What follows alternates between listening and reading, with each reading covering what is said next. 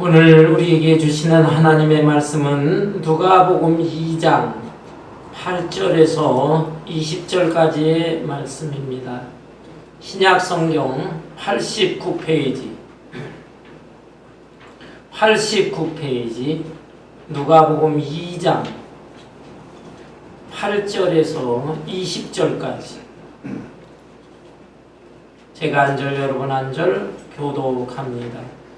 그 지역의 목자들이 밤에 밖에서 자기 양떼를 지키더니 주의 사자가 곁에 서고 주의 영광이 그들을 두루 비침해 크게 무서워하는지라. 천사가 이르되 무서워하지 말라. 보라, 내가 온 백성에게 미칠 큰 기쁨의 좋은 소식을 너희에게 전하노라. 오늘 다윗의 동네에 너희를 위하여 구주가 나셨으니 곧 그리스도 주시니라. 너희가 가서 강보에 쌓여 구유에 누워 있는 아기를 보리니 이것이 너희에게 표적이니라 하더니 고연히 수많은 천군이 그 천사가 함께 하나님을 찬송하여 이르되 지극히 높은 곳에서는 하나님께 영광이요 땅에서는 하나님이 기뻐하신 사람들 중에 평화로다 하니라. 천사들이 떠나 하늘로 올라가니 목자가 서로 말하되 이제 베들레헴으로 가서 주께서 우리에게 알리신가 이 이루어진 일을 보자 하고 빨리 가서 마리아와 요셉과 구유에 누인 아기를 찾아서 보고 천사가 자기들에게 아기에 대하여 말한 것을 전하니 전하니 듣는 자가 다 목자들이 그들에게 말한 것들을 놀랍게 여기되 마리아는 이 모든 말을 마음에서 생각하니라. 20절 다 같이 목자들은 자기들에게 이르던 바와 같이 듣고 본 그 모든 것으로 인하여 하나님께 영광을 돌리고 찬송하며 돌아가니라. 아멘. 아멘. 예, 오늘 기쁘고 감사한 성탄절 크리스마스 날입니다. 먼저 여러분 서로 인사 나누겠습니다. 앞뒤에 있는 분들, 좌우에 있는 분들, 메리 크리스마스. 메리 크리스마스. 예, 성탄 축하합니다. 성탄 축하합니다. 예.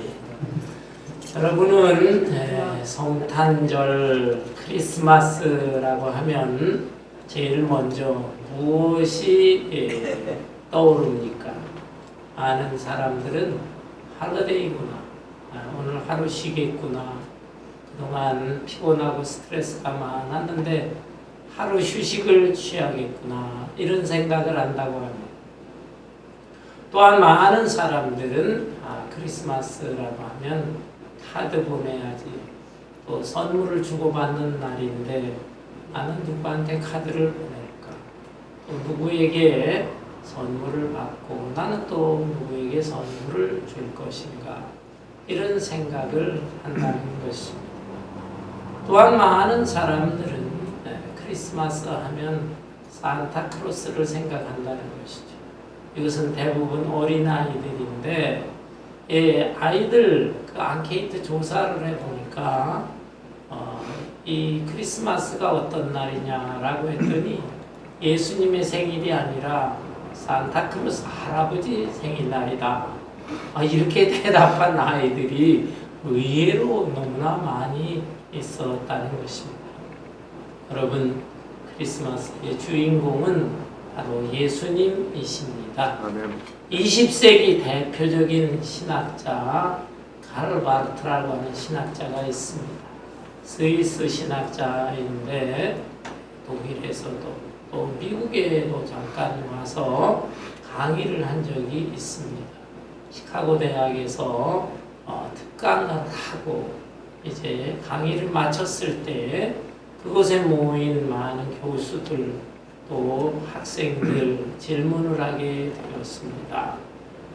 여러 질문을 하는데 그 중에 이제 대표적으로 시카고 대학의 학장이 모든 사람을 대신해서 제가 한마디로 아주 중요한 질문을 하겠습니다 하면서 질문을 했다고 해요. 당신은 오랜 세월 동안 정말 깊이 있게 성경을 연구하고 또 또 신학을 또 연구를 하고 큰 업적을 남겼는데 그 가운데서 가장 중요한 핵심 그 요점을 한마디로 말한다면 무엇이라고 말할 수 있습니까? 이런 질문을 했다고 그래요. 그러자 이 칼 바르트는 잠깐 머문 생각을 하더니 그것은 두말할 필요 없이 예수님의 사랑입니다. 대답했다는 거예요. 무슨 굉장한 신학적인 이론을 내세우면서 설명을 할 줄 알았는데 너무나 단순하게 예수님의 사랑이다. 그러면서 찬송가에 나오는 노래를 불렀다고 그래요. 예수 사랑하심은 거룩하신 말일세. 우리들은 약하나 예수 원세 크도다. 날 사랑하심 날 사랑하심 날 사랑하심 성경에 써있네. 유치원 아이들부터 시작해서 노인 아버지 할머니까지 다 이 찬송을 부르는데 바로 이 찬송을 부르면서 예수 사랑하심은 거룩하신 아이일세. 나를 사랑하신 날 사랑하신 성경에 써있네. 이것이 제가 여러분에게 말씀드리고자 하는 가장 핵심적인 요소입니다. 대답했다는 것입니다. 그렇습니다. 성경의 핵심은 예수님이요. 또 예수님의 사랑이요. 하나님으로 말씀드린다면 하나님이 또 독생자 예수 그리스도 우리에게 보내주신 하나님의 사랑이시다 라는 것입니다. 그 예수님이 이제 오늘 이렇게 태어나신 것, 이것을 기념하는 뜻깊은 성탄절입니다. 오늘 본문 말씀의 내용은 베들레헴의 목자들이 천사들을 통해서 예수님 탄생 소식을 듣고 예수님의 달려가서 경배한 그런 내용의 말씀입니다.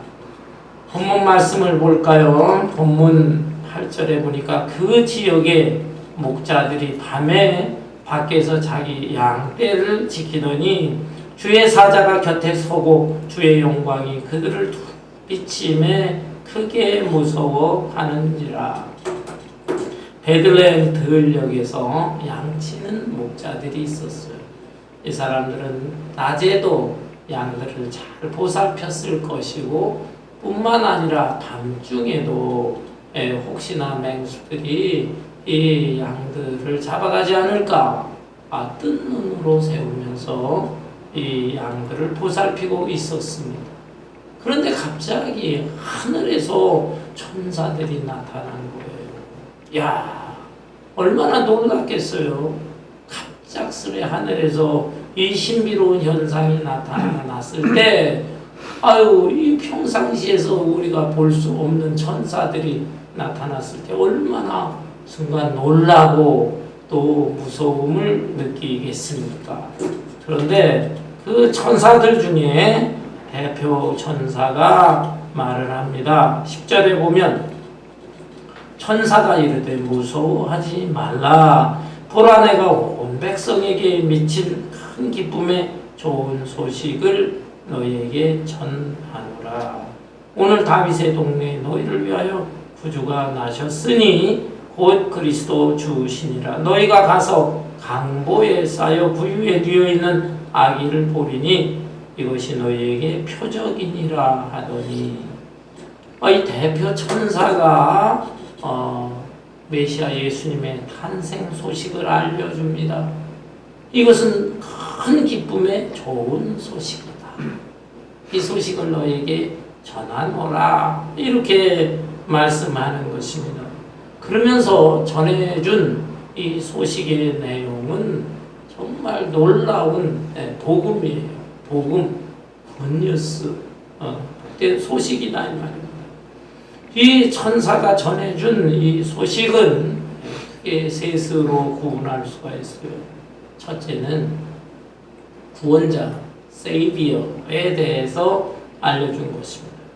오늘 다윗의 동네에 너희를 위하여 구주가 나셨으니 곧 그리스도 주시니라.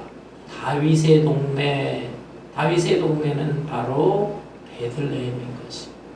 유대 땅 작은 마을이지만 그 옛날 다윗이 이 베들레헴에서 태어나고 자라는 곳이죠. 바로 그 다윗의 동네 너희를 위하여 구주가 나셨다. 구주 세이비어, 구원자다 이 말입니다. 구원자가 나셨는데 그분은 곧 그리스도 주시니라. 그리스도는 헬라 말이에요. 헬라 말. 그런데 히브리어로는 메시아나 그리스도나 똑같은 말입니다. 그 단어 자체의 뜻은 기름 부음을 받은 자다. 기름 부음을 받았다. 누가 기름 부음을 받았습니까? 옛날 구약 시대에는 왕이 기름 부음을 받아요. 또 제사장이 기름 부음을 받아요. 선지자도 취임할 때 기름 부음을 받는 것입니다. 그런데 바로 예수 그리스도는 왕 중에 왕이시다. 뿐만 아니라 제사장 중에 대제사장이시다. 제사장은 인간과 하나님과의 관계를 연결시켜주는 사람이에요. 인간이 죄가 많아서 구약시대에는 짐승을 바쳐서 그 짐승의 피를 드리면서 하나님께서 일시적으로 짐승의 피를 사람들의 죄를 대신한 것으로 받으시고 용서를 해주시는 것입니다. 그러나 그건 임시적인 것뿐이죠. 그런데 예수님은 당신 자신이 어린 양 제물이 되시고 동시에 대제사장으로서 우리 죄인인 인간과 하나님을 연결시켜 주시는 분입니다. 또한 선지자는 제사장과 어느 면에 반대 역할이에요. 인간을 하나님 앞으로 인도하는 제사장임에 비해서 선지자는 하나님의 계시를 받아서 그 하나님의 계시받은 것을 많은 사람들에게 전하고 선포하는 역할을 하는 선지자. 그런데 예수님은 바로 이런 선지자적인 역할도 하신다.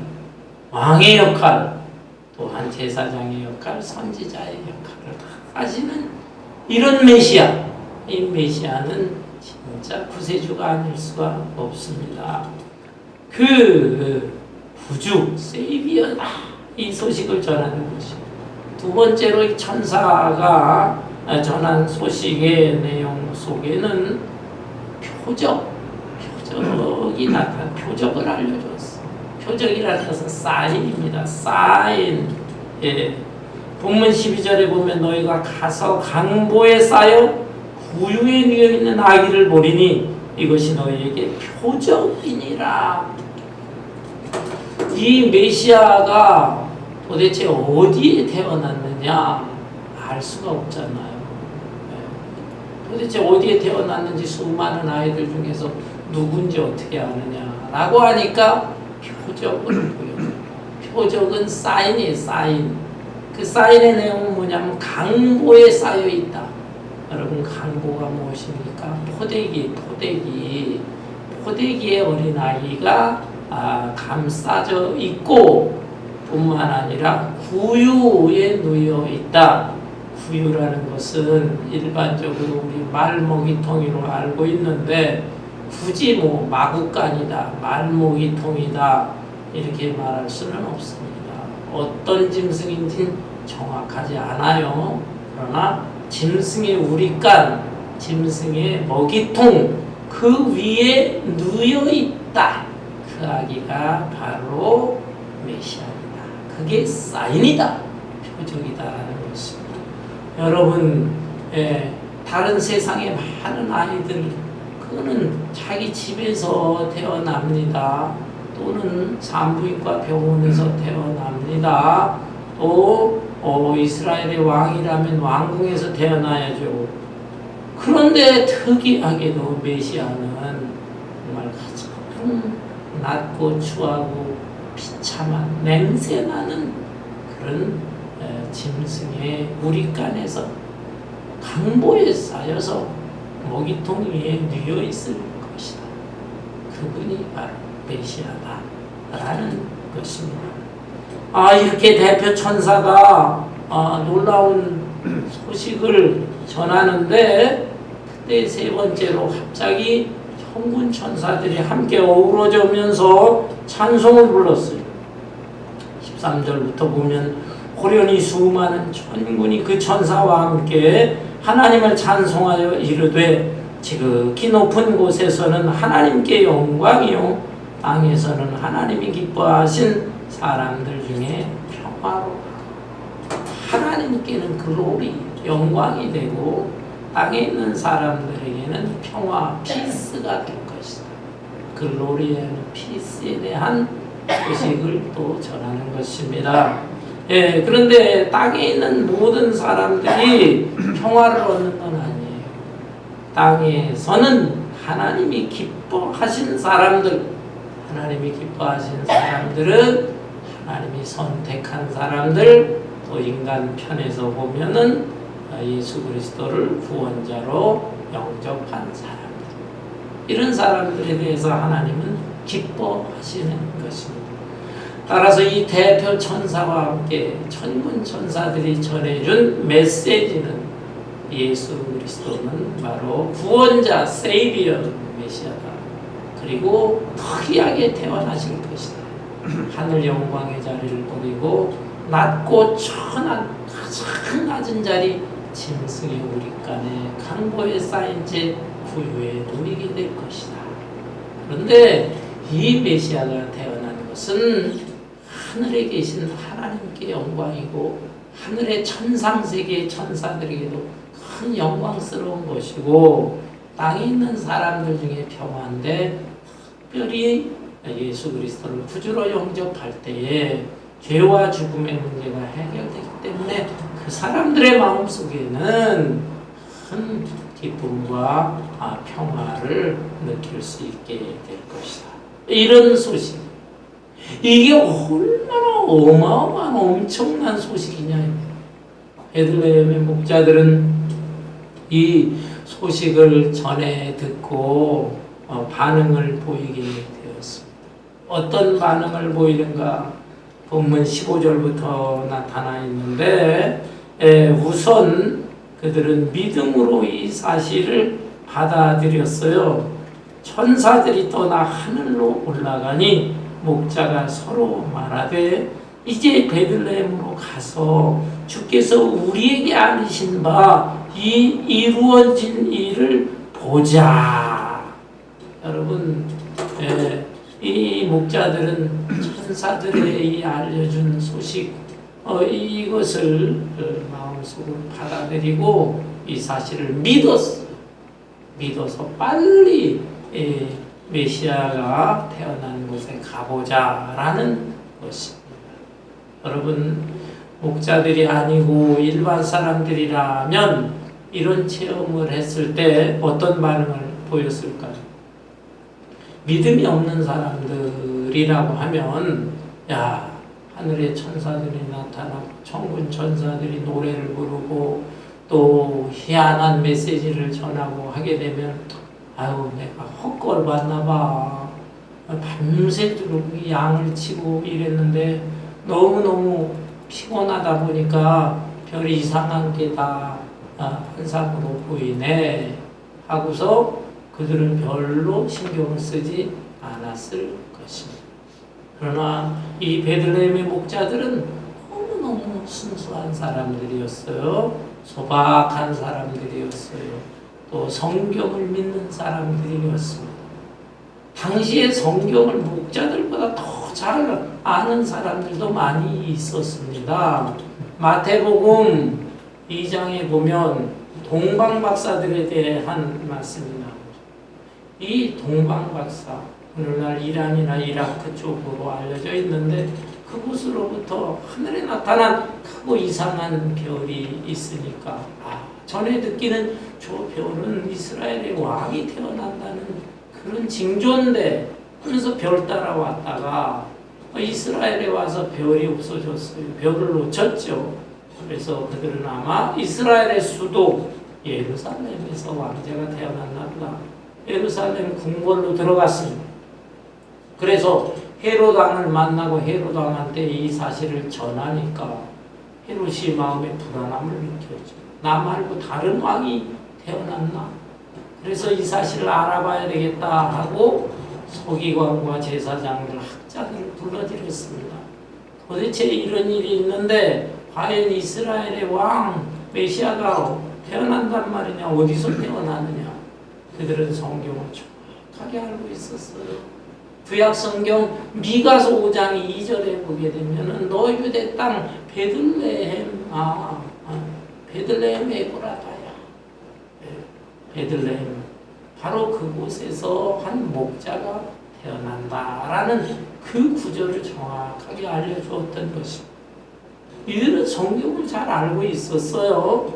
그럼에도 불구하고 그렇다면은 이 동방 박사들의 소식을 듣고서 자기들도 얼른 베들레헴으로 가서 아기 예수가 태어난 곳을 찾아봐야 될 거 아니겠습니까? 근데 머리로만 아는 거예요. 그리고서는 실제로 움직이질 않아요. 그것은 무엇입니까? 실질적인 믿음이 없었다는 것입니다. 그러나 이 목자들은 그 사람들만큼 성경에 대한 지식이 부족하다 할지라도 전해오는 이 성경 말씀을 믿었어. 그리고 천사들이 또 알려준 사실을 확실히 믿었습니다. 믿었어요. 그리고 행동으로 옮기게 되는데 본문 16절을 볼까요? 빨리 가서 마리아와 요셉과 구유에 누인 아기를 찾아서 보고 빨리 갔다. 빨리 갔다. 이건 지체할 수가 없다라는 것입니다. 저들이 순수하고 참된 믿음이 없었다면 우리가 참 희한한 것을 보긴 봤는데 내가 너무너무 피곤하니까 잠을 좀 꿀꿀 자고 그리고 좀 맑은 정신으로 해가 떴을 때 찾아보자. 천천히 찾아봐도 되겠지. 이렇게 생각을 했을 거예요. 그러나 이들은 그럴 수가 없는 것입니다. 이 놀라운 사실, 이 놀라운 소식 듣고 가만히 있을 수가 없어서 빨리 갔어요. 빨리 갔어요. 그래서 이 예수님이 태어난 곳을 찾았어요. 어떻게 금방 찾았을까요? 이 천사가 전해준 소식, 두 번째 그 소식에서 강보에 쌓여 구유에 누여 있을 것이다. 그것이 메시아의 표적이다. 그러니까 찾는 게 그렇게 어렵지는 않았을 것입니다. 왜 그래요? 이 집 저 집 다 돌아다니면서 찾을 필요가 없이 짐승의 우리간만 찾으면 될 거 아니겠어요. 그래서 크게 어렵지 않게 찾았다. 찾아서 그 우리간에 들어가 보니까 정말 어린 아기가 강보에 누워 있습니다. 그런데 이 목자들이 정말 참 믿음의 사람들인 것이죠. 일반 사람들이라고 하면 그 우리간을 찾았다 할지라도 예수님을 보면서 얼마나 실망했겠어요. 아니, 이스라엘의 왕이요, 인류의 메시아다라고 한다면 어마어마하게 화려한 궁궐이나 멋진 집에서 태어날 것이지. 그리고 그 아기가 강보에 쌓였다라고 했을 때 무슨 비단 옷이라든지 또는 고운 세마포에 이렇게 쌓여 있다든지 해야 될 거 아니겠습니까? 또 아이가 누워있는 침대가 짐승 먹이통이다 이 말이에요. 오늘날의 어린 아기 하나 낳기만 하면 금이야 옥이야. 그냥 태어난 아이를 침대에다가 누이는데 그 침대가 얼마짜리냐 알아보니까 최하 몇백 불, 비싼 건 몇천 불짜리도 있다는 거예요. 그런 데다 쫙 이렇게 누이는데 일반 아기 하나가 태어나도 그런데 세상에 메시아가 태어났을 때 이 짐승 먹이통 위에 누워있다. 저기 무슨 메시아야? 이렇게 생각할 수 있지만 그러나 베들레헴의 목자들은 너무 순수했어요. 그리고 전해오는 이 하나님의 말씀을 믿었던 것이 천사들이 전해주는 이 메시지도 의심 없이 믿었어요. 믿었기 때문에 그들은 이렇게 빨리 행동을 했고 아기 예수님을 만나자마자 그 앞에 경배하게 되었다라는 것이. 사랑하는 성도 여러분, 우리도 우리의 믿음을 점검해 봐야 합니다.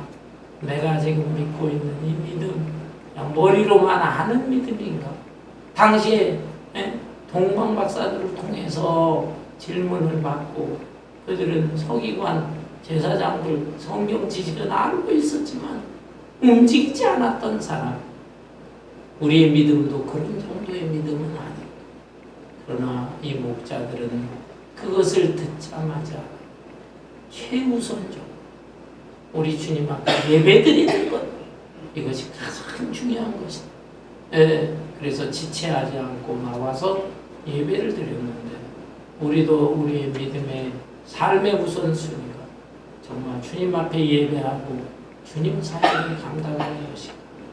이것을 살펴보면서 또 오늘날에 보고 듣고 아는 건 많지만 그것을 마음속에 간직하는 사람 별로 없어요.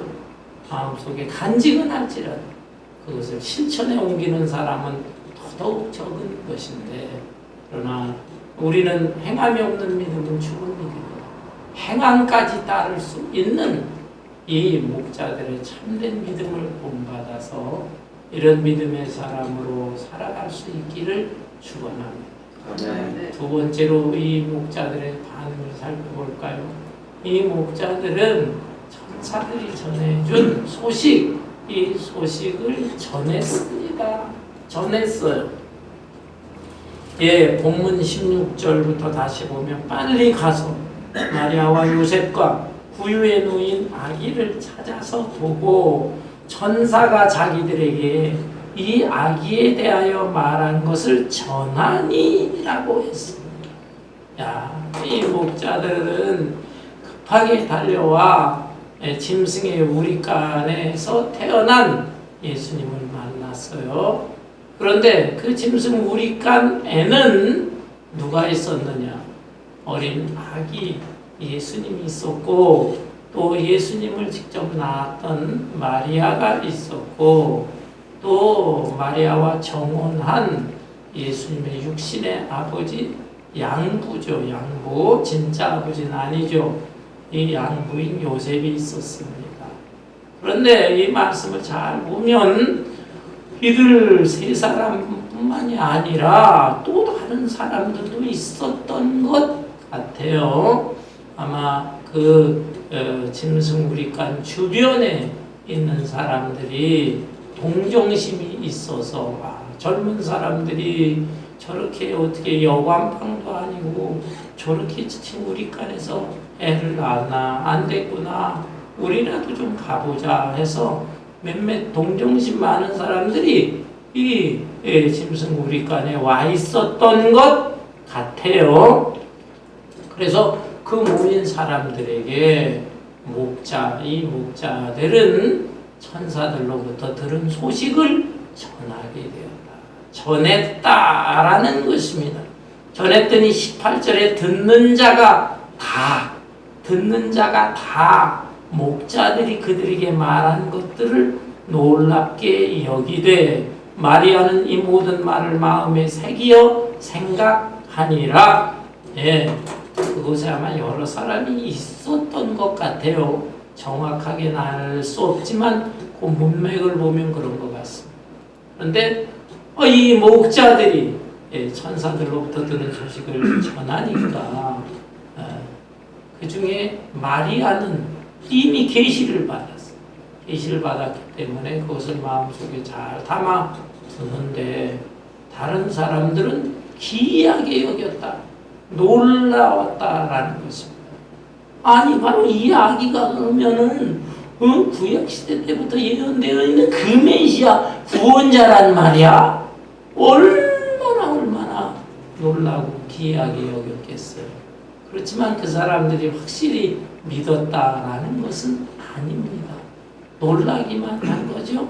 그러나 요셉이도 이미 천사들로부터 계시받은 것이 있었고, 마리아도 특별히 잉태할 때부터 알았기 때문에 이 목자들의 전해주는 소식을 다 귀담아 듣고 마음속에 새기고 있었다라는 것입니다. 어떻든 이 목자들은 자기들이 이 소식을 들은 것을 갖다가 전하려고 했어. 전하려고.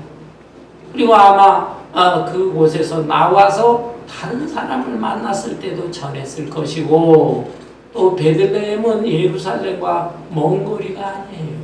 비교적 가까워요. 그래서 베들레헴에서 키운 이 양들은 예루살렘에 팔렸습니다. 예루살렘 성전이 있어요. 성전에서는 매번 이렇게 하나님 앞에 양을 바쳐서 제사를 드리는데, 그 제사용으로 드리는 양, 그 양을 베들레헴에서 공급하는 거예요. 그러니까 이 목자들은 어쩌면 예루살렘에도 자주 수시로 왕래를 했을 것입니다. 그럴 때 이 목자들은 어떻게 했어요? 예루살렘에 가서도 만나는 사람들에게 자기들이 경험한 이 놀라운 사실, 그리고 성탄의 소식을 전하는 성탄의 증인이 되었다라는 것입니다. 사랑하는 성도 여러분, 이 목자들은 얼마 후에 찾아왔던 동방박사들처럼 예물을 준비하지는 못했어. 동방박사들은 미리 황금과 유향과 모략 세 가지 귀한 예물을 갖다가 준비해서 드렸지만, 목자들은 급하게 오느라고 미처 준비는 못했습니다. 그렇지만 이 목자들은 그 세 가지 예물보다도 더 귀한 예물을 주님 앞에 바친 것입니다. 그것은 뭐냐?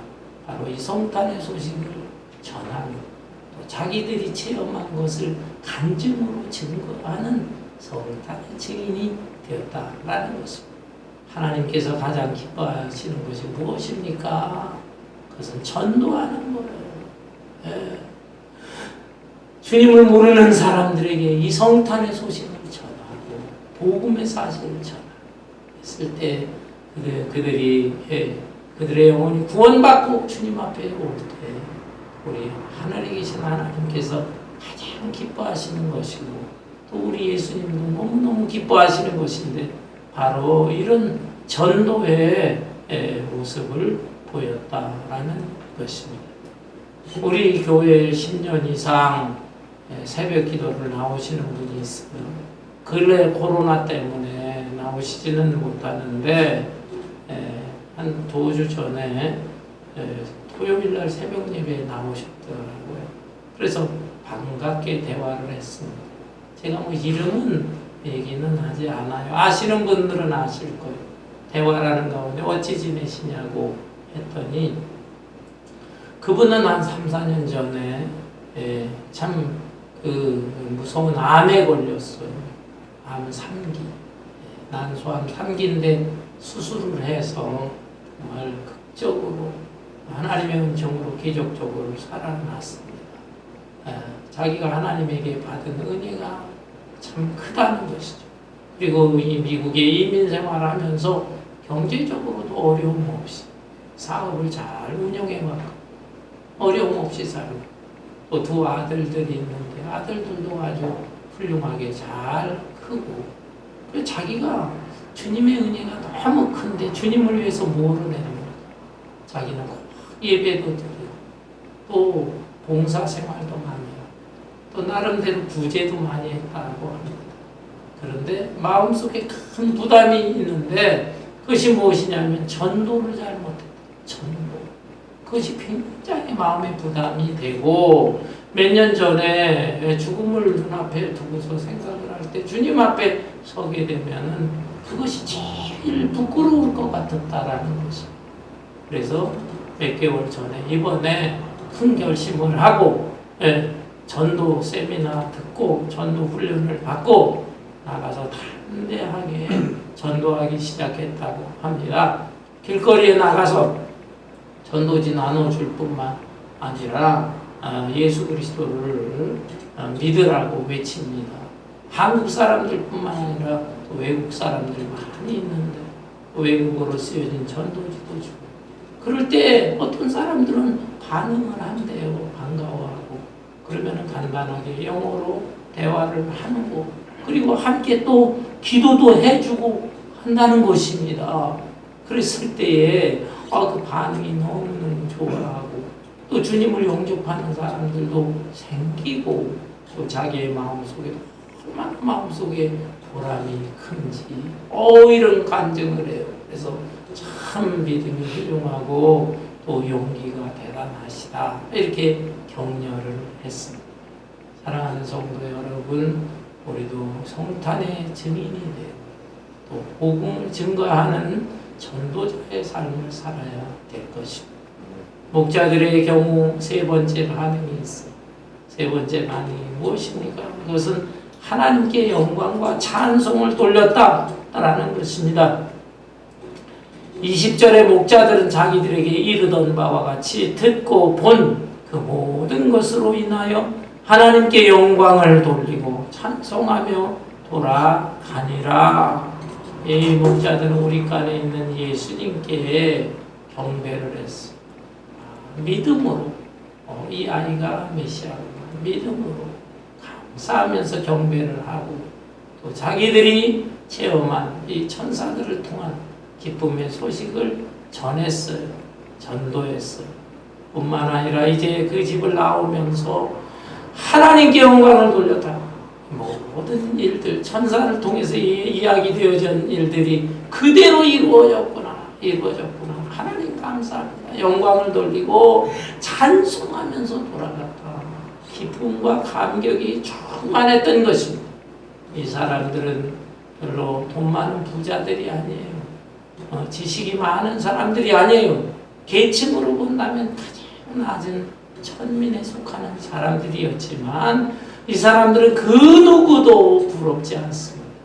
마음속에 기쁨과 감격, 행복감이 넘치면서 찬송을 부르면서 돌아갔다. 이때뿐만입니까? 아마 평생 삶의 현장 속에서 생활 속에서 이렇게 살아갔을 것입니다. 며칠 전에 제 한 사람이 외국인 마켓에 가서 물건을 사는데 아주 좀 특이한 그런 체험을 했다고 합니다. 먹을 거를 몇 개 사가지고 계산대에 이렇게 올려놨어요. 그런데 바로 앞에 백인 젊은 여자가 있는데 젊은 여자가 그 사놓은 계산대에 있는 거를 이렇게 쳐다보더니 그 중에서 계란 세 꾸레미 세 판을 갖다가 톡톡톡 이렇게 만지면서 이 세 개는 내가 지불하겠다 하면서 대신 지불을 했다는 것입니다. 그래서 제 한 사람이 놀래서 왜 이 계란을 갖다가 당신이 세 판을 그렇게 대신 지불합니까? 라고 했더니 그냥 씩 웃으면서 메리 크리스마스 그러더라는 거예요. 그래서 이 경험한 것을 집에 와서 얘기를 하는데 참 저도 그런 일이 왜 있을까 하면서 둘이 이렇게 얘기를 주고 받았어요. 우리 한 사람은 너무 놀래가지고 원곡결에 그냥 땡큐 하고 같이 메리 크리스마스 하고 왔지만 왜 그런 일이 있었을까? 그 아가씨인지 아니면 결혼한 젊은 여자인지는 몰라도 왜 그렇게 했을까? 둘이서 생각을 해봤습니다. 저는 그랬어요. 당신 얼굴이 아마 참 가난하고 초라하고 불쌍하게 보였나 보다. 그래서 불쌍한 사람 도와주느라고 그랬나 보다. 그러니까 대뜸 또 화를 내더라고. 내가 어때서 내 얼굴이 홈레스 피플같이 생겼어? 그래서 글쎄 그러면 뭐지? 또 생각해봤어요. 아마 에이시안이어서 그랬나? 이 미국의 인종차별이 심하잖아요. 특별히 요즘 코로나 바이러스로 인해서 이 에이시안들이 굉장히 혐오하는 이 분위기가 큰데 백인 여자로서 좀 미안한 마음이 있고 또 위로하고 격려하려고 그랬나? 그러니까 또 글쎄 제 한 사람도 그러긴 하더라고요. 근데 어떻든 우리 마음이 좀 따뜻했어요. 따뜻하고 그러면서 생각을 하기를 결론적으로는 그러나 분명한 것은 있다. 아마 그 여자는 아가씨인지 결혼한 여잔지는 몰라도 예수 믿는 사람일 것이다. 예수 믿는 믿음의 사람일 것이고 또 이 성탄절을 맞이하면서 작은 사랑이라도 실천하기 위해서 그렇게 한 것 같다. 그것만은 틀림없는 것 같다. 이렇게 얘기를 했어요. 그래서 저도 참 마음이 훈훈하고 따뜻해지면서 도전을 받았습니다. 돈으로 계산하면 얼마냐 했더니 10불이 될까 말까. 그렇지만은 그 사람의 그 마음과 사랑과 정성, 이거 얼마나 고마운가. 그래서 우리가 신앙생활이라고 하는 것은 머릿속으로만 알고 생각하는 게 아니라 작은 사랑이라도 실천하는 것이 중요하겠구나. 목사인 저도 한편으로 고맙고 한편으로는 부끄럽고 또 한편으로는 도전도 받았어요. 그래서 하나님의 역사는 굉장히 큰 위대한 일을 한다고 해서 그렇게 이루어지기보다는 이렇게 작은 삶의 그 현장 속에서 작은 것이지만 예수님을 증거하고 예수님의 사랑을 나타내는 것, 여기에 참 아름다운 하나님 나라의 역사가 이루어지는 것이다. 이런 도전을 받았습니다. 사랑하는 성도 여러분, 크리스마스, 오늘 크리스마스의 뜻이 무엇입니까? 크리스토스라고 하는 헬라어와 마스, 이건 미사에서 나온 말인데 미사라고 하는 라틴어가 합쳐진 것입니다. 곧 예수 그리스도께 미사를 드려라. 미사는 예배하라, 경배하라, 이런 뜻입니다. 크리스마스, 성탄절의 뜻은 예수 그리스도께 예배하는 날, 경배하는 것이다 이 말입니다. 그런데 오늘 같은 날 세상에 많은 사람들은 어떻게 지내고 있습니까? 이 날은 하루 쉬는 날이야. 피곤한데 휴식을 취해야 되겠구나. 또 어떤 사람들은 아유, 누구 아는 사람은 신세진 사람 있는데 선물을 좀 줘야지. 어린아이들은 산타크로스를 통해서 무슨 선물 하나 오지 않나, 그런 생각을 하죠. 이 정도까지는 좋아요. 젊은 사람들, 어떤 사람들은 저 술집에 가서 징글벨 징글벨 노래하면서 술 마시고 춤추고 오늘 하루 정말 마음껏 놀아보자, 이런 사람들도 있는 것입니다.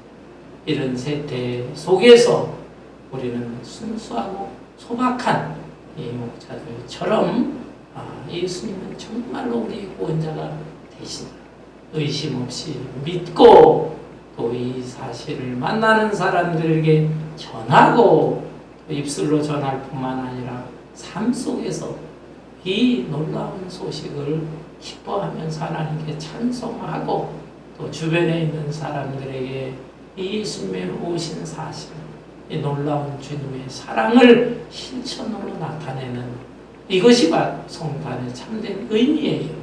그래서 오늘 성탄절뿐만 아니라 앞으로의 남은 생애를 이 목자들의 모습처럼 정말 아름답게 살아갈 수 있는 저와 여러분 되시기를 주님의 이름으로 축원합니다. 아멘.